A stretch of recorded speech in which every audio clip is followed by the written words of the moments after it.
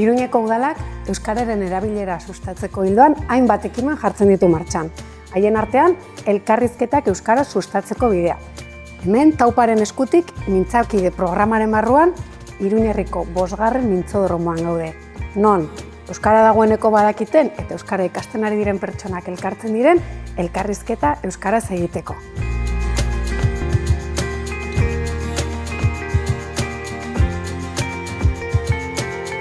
Euskararen erabilera sustatzea, euskararen ezagutza ere sustatzea eta euskararen prestigio soziala handitzea dira Iruñeko udaletik martxan jarri ditugun ildoak.